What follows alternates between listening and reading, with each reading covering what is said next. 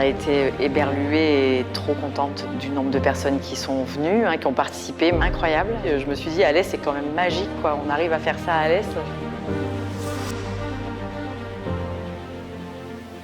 L'association Les Guerrières, elle est créée par Isabelle Barrière, c'était notre amie. Elle a eu un cancer du sein jeune, à 28 ans, son premier cancer, et puis après elle a eu des récidives. En 2014, elle a eu envie de créer cette association parce que je pense qu'elle voulait laisser quand même quelque chose de son combat. Elle a été malade pendant 15 ans et elle savait ce dont les femmes avaient besoin. Elle me disait, ils m'ont soignée, ils m'ont sauvée, mais à côté de ça, on m'a laissée seule. Elle avait déjà inventé dans sa tête les soins de support qui existent maintenant. En 2016, elle nous quitte après le premier run des Guerrières. Et donc, on a essayé avec l'association, avec sa maman, qui a été la présidente pendant plusieurs années, de financer des soins de support pour accompagner ces femmes et ces hommes pendant la maladie et après la maladie.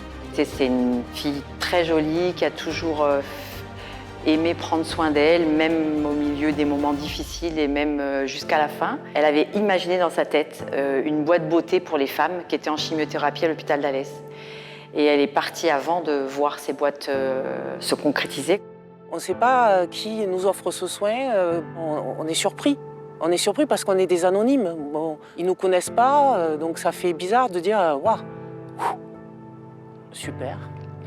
J'ai eu un cancer du sein l'année dernière. J'ai connu les Guerrières entre ma première et ma deuxième chimiothérapie. J'ai eu besoin de Lucie, la socio-coiffeuse, parce que j'avais les cheveux jusqu'aux fesses et que je refusais de les couper. On m'avait dit qu'au bout de 3 semaines de la première chimiothérapie, tous mes cheveux allaient tomber. Et en fait, non. Et en me lavant les cheveux, tous mes cheveux se sont collés. J'avais des dreadlocks. J'étais en panique. Et donc, j'ai appelé Lucie. Elle me dit, je suis coiffeuse.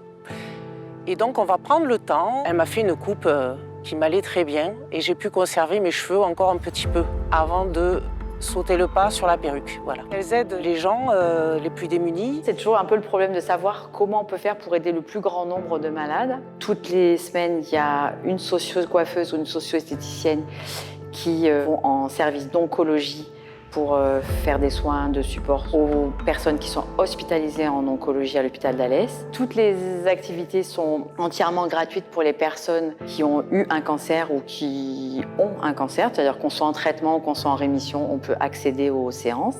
Si on est en chimiothérapie, qu'on a besoin de tatouages, cils, sourcils, on peut être tatoué par la tatoueuse de l'association. Si on a une chirurgie du sein et qu'on a besoin d'un tatouage de l'aréole mammaire, pareil, la tatoueuse peut faire une aréole en 3D.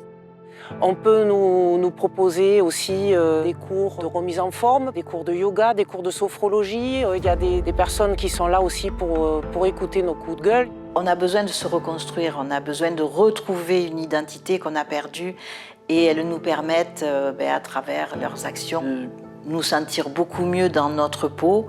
Et je les en remercie parce que sans elles, on ne pourrait pas, nous-mêmes, financer tout ça. En 2022, j'ai été opérée pour un cancer du sein. De là, s'en est suivi la chimiothérapie, la radiothérapie. Les Guerrières offraient la possibilité de faire du yoga et à cette époque-là, honnêtement, j'avais un besoin de retrouver une certaine sérénité puisque quand on passe par là, ça bouscule toute une vie, ça chamboule toute une vie. Ça fait un réseau de soutien qui fait du bien en fait, ça fait du bien. Et en plus, on échange nos astuces, on rit beaucoup aussi, ça il faut le dire. On rencontre des gens super, ça vaut le coup d'aller oser, de taper à la porte et de franchir le pas. On est heureuse à l'ASSO d'arriver enfin, au bout de toutes ces années, à mettre en place ce sport adapté, le yoga, le pilate, tout ça. Il y a des études qui ont montré qu'il y avait moins de récidives des cancers quand on a quand même une activité physique.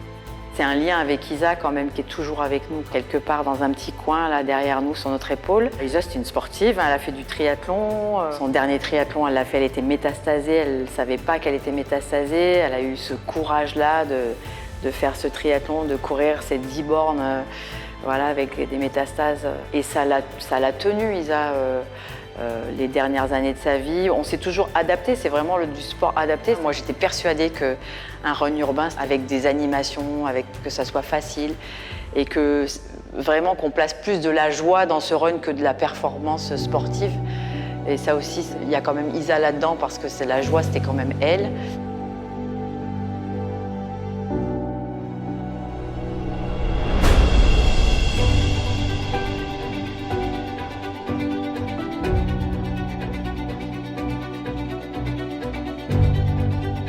C'est mon premier run des guerrières, j'ai adoré.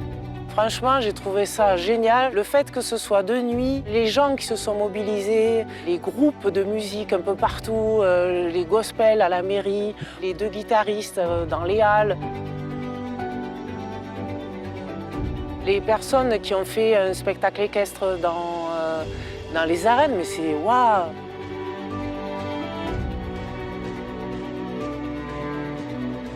Les gens qui applaudissent et qui vous disent bravo, moi ça me touche énormément parce qu'on n'a pas l'impression de faire quelque chose d'exceptionnel, mais tout cet amour qu'on reçoit ou tout ça qu'on reçoit, waouh, ça fait, on se dit, putain, l'humanité elle est là quand même, ça fait du bien, ça fait du bien, merci de nous encourager encore, parce qu'on se le prend en plein cœur en fait, et ça fait du bien. Quand on apprend qu'on a un cancer, c'est un cataclysme dans une vie. Et on passe par différentes phases. D'abord, c'est la peur.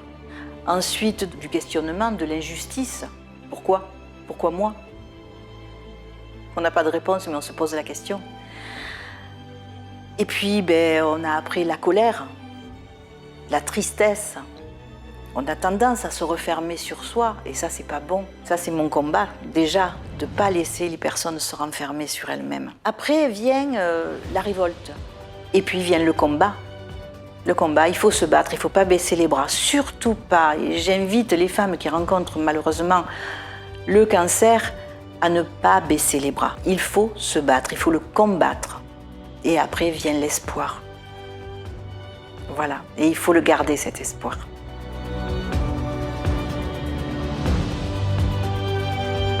Important aussi pour nous, c'est de remercier quand même toutes ces milliers de personnes qui nous aident, chacun et chacune à leur façon. Les soutiens, les sponsors emblématiques qu'on a à l'assaut, qui nous soutiennent depuis plusieurs années. Je vais citer Vincent Bousna parce qu'il est là depuis le premier run. 1000 merci aux bénévoles parce que quand même il y avait presque 200 bénévoles cette année. Pareil, sans eux, il n'y a pas de run.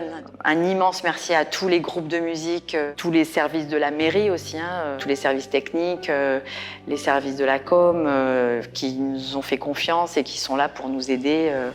Toutes ces milliers de personnes qui sont là pour faire en sorte que tout ça puisse exister, quoi. On les remercie infiniment.